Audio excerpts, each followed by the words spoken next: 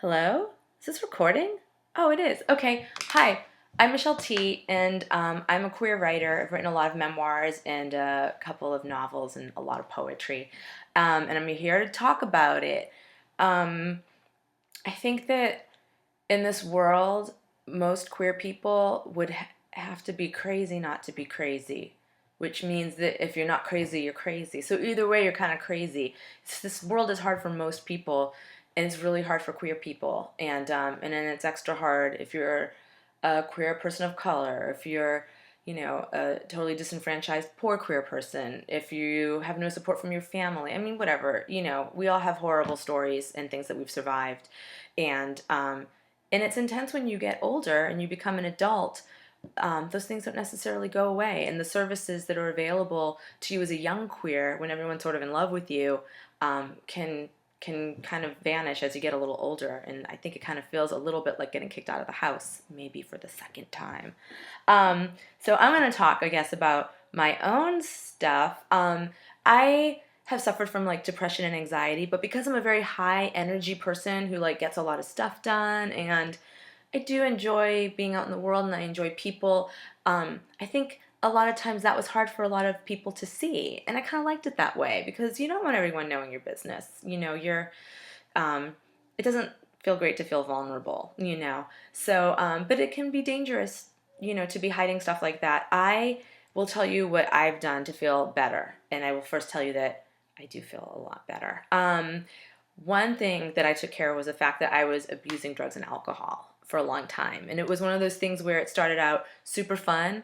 And it was great. And every night was a big party. And then, it kind of stopped feeling like that. These things are depressants. They have a real effect on your body. You might not start out an alcoholic, but you could definitely end up one, which is what happened to me. And it took me a long time to realize that that was the problem. And or one, a big problem. And in that time period, I was really depressed, and it's probably the only real time I've actually considered suicide or anything like that.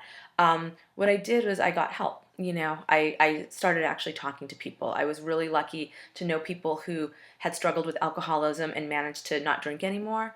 I think, hopefully a lot of us know people like that, somebody around them that they've heard, doesn't drink, those weirdos. They like being reached out to by people who are struggling. So, chances are there's help out there. I go to AA. AA is there for everybody. That's one of the things I've done to help myself out. I also take meds now, after being sober for a while and still finding that not all of my problems were cleaned up. I wasn't feeling as good as I felt like I could feel. I did turn to and ask for some help in that department, and that's really great. And I feel really saner than I've ever felt in my life. Um, my problems don't overwhelm me. I feel kind of in control of my emotions, which I've never really felt in control of my emotions ever. So it's really great. So there's help out there, and I know we live in a country with no health insurance. So where are you going to go get your meds? I don't know.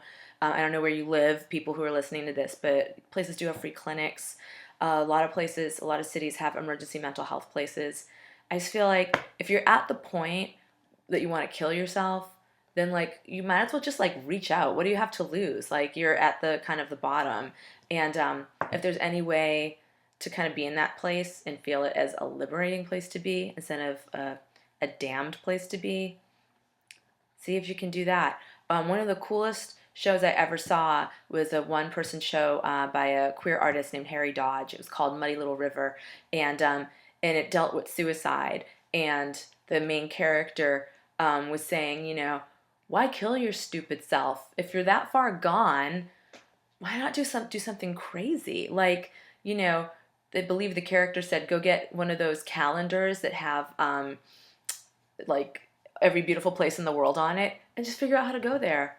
Hitchhike, I don't know, steal money from somebody. I mean, if you're already thinking of dying, then maybe you don't care about something like hitchhiking if it gets you to the Grand Canyon. I don't know. This is a huge world. The world is so much bigger than your problems. It's so much bigger than the PTSD that you probably have from growing up in a culture that hates queer people, hates people of color, hates women, blah blah blah, all this other stuff. We don't get out of it without being damaged, but we can pull ourselves out of it. And talking about it and knowing that you're not the only person that feels like that, reaching out and asking people for help. People that you think maybe have their shit together a little bit, ask them how they got that way, because I bet they had to struggle for it a little bit, especially if they're queer. Is that everything I want to say? Um, yeah, I think so. I think bad experiences can really change your brain chemistry. So if you have any sort of weirdness about, taking a pill to make yourself feel better, and by a pill I mean like, like a psych med from a doctor, not the pills that your friends at the bar are giving you. Um, your brain chemistry has already been screwed up probably by our culture, so why not just take a little bit of chemical help to get it back on the road to being happy, a happy brain. Um, God, is that all I have to say? Coffee. See that? Wait, there it is. Coffee is an antidepressant. You can't drink too much of it. Nothing will happen to you. I mean, you'll maybe get a little bit anxious or something. So maybe that's bad if you have an anxiety disorder. Okay, I'm about to start wasting everybody's time, but just don't kill yourself. It's so dumb, because probably we're all reincarnated and you're just going to come back. So just figure it out in this life. It'll be better for you in the long run. Okay, peace out.